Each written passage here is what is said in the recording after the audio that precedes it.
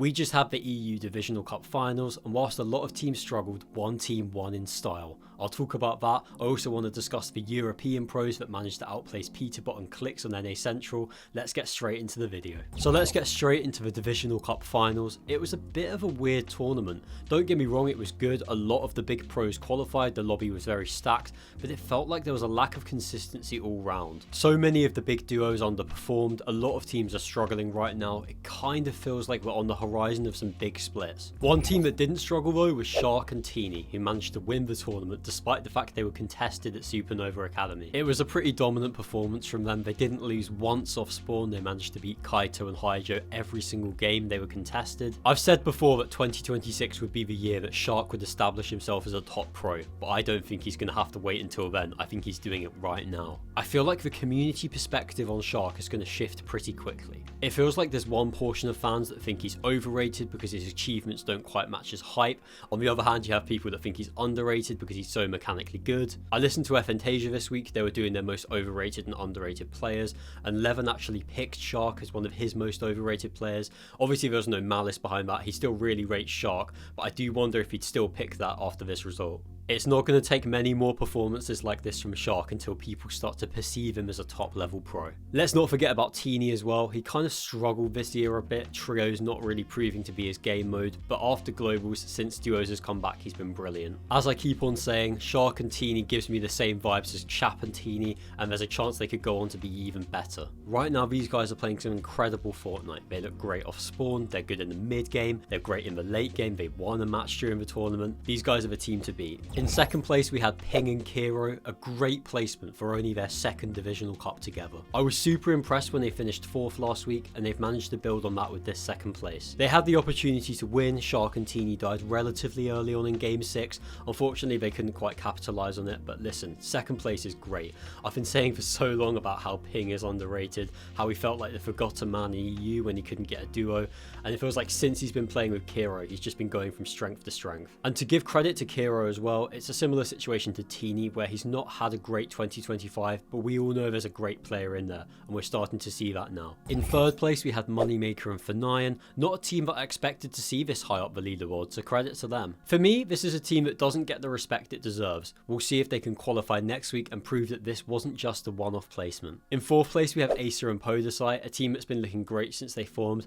4th place is even more impressive when you consider the fact that they were contested at Gordy Gate by Cheatin and Trexa. It will definitely be interesting to see what their ceiling is when they're uncontested. In 5th place we had Azat Go and iFrozy. They managed to climb up the leaderboard by winning the last game, so fair play to them. Malibuka and Panzer came 6th. They missed the first game of the tournament for the 3rd week in a row. Unfortunately this week it didn't get restarted. 6th place is pretty good considering they only had 5 games. They managed to win game 4. Outside of that they did struggle a bit, but listen, they still finished above a lot of top duos. Kami and Hari finished 7th. They were finally uncontested at Shining Span, so a lot of people expected them to win. Unfortunately they couldn't capitalise on the opportunity. 7th isn't a bad finish, but considering how good they were in the Eval Cup on Thursday, I expected a little bit more from them. In 8th place we had Chap and Flixie. Not a bad result considering the fact they were contested at Viney Shafts by Cringe and Volko. They certainly did a lot better than last week when they struggled despite the fact they were uncontested. My gut feeling is that underperformance was a one-off because these guys are a top duo. In 9th place we have Vico and iDrop, a team that still don't have that much experience playing together. Vico was on holiday whilst iDrop was quite ill for a while after Globals. I think there's a lot of potential for these guys, and 9th is a good place to start. Vico did tweet saying that he feels like he made some mistakes but he wants to fix them. For me, this team has a very high ceiling. Rounding off the top 10 we had Vostroki and Bevies, a team that actually has been quite consistent lately.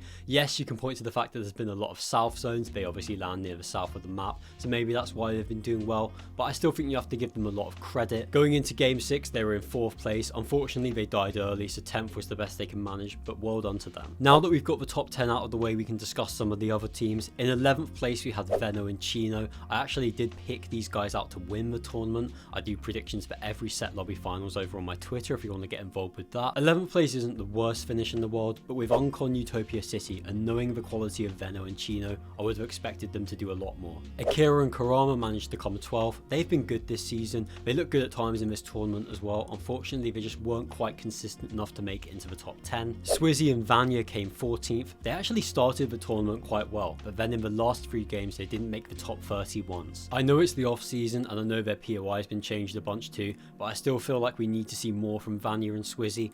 After the incredible year that both of them have had, I feel like they should be challenging to be the best duo in EU. In 16th place we had Sky and Marius. For whatever reason, it just doesn't seem to be clicking with these two. On paper they look like an incredible team, but the results just haven't been there. And listen, they could turn it around. I hope they do, because their potential is high.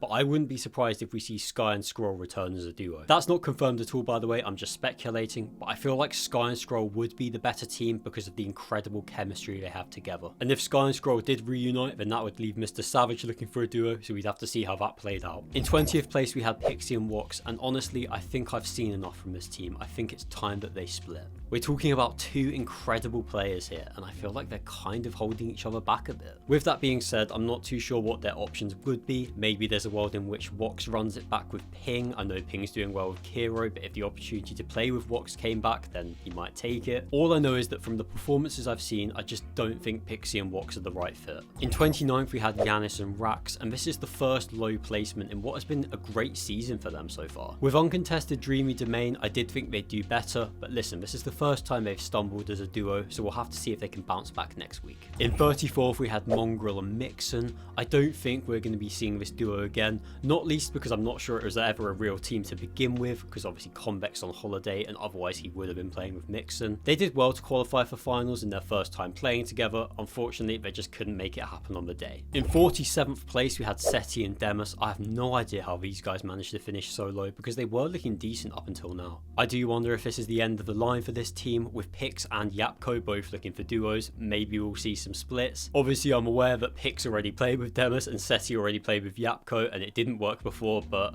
I still think they might pivot back. And in 50th place at the bottom of the leaderboard we had Tayson and Mursash.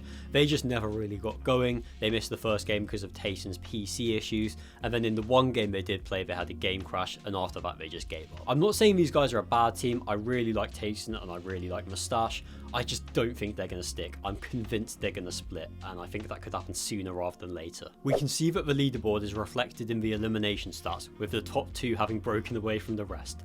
Shark is in first place with 25 kills, Kiro following close behind with 23. Brilliant performances from both of them. Now let's discuss how our EU duos did on NA Central, because we had some good performances. Velo and King Cringe managed to get 13th. They had a decent match history with 2 5ths and a 7th. A very good performance from them. Scroll and Zany finished close behind in 16th, a good performance considering they only played 5 games. These placements are both super impressive. Both duos managed to outplace Cold and Ritual, Clix and Higgs, and Peterbot and Poyo on their own region. So shout out to these 4 players. They've all proved time and time again that they're brilliant on high ping, and they proved that yesterday. The other EU player that qualified for finals was Fredoxy. He was playing with Canary, who's obviously an NA player. They didn't do too well, only managing a 39th place. Before I end the video, let's briefly talk about some team updates. Werex and Skyjump appear to have split as the duo. Werex has tweeted that he's looking for a new teammate. There's also a handful of other EU pros looking for teammates. Predage is currently looking for a new duo, as is Howley and Phyto as well. Make sure you let me know what you thought about the Divisional Cup in the comments below. Which teams did you enjoy watching? Which teams impressed you? I want to know what you guys think. Thank you very much for watching the video. See you in the next one.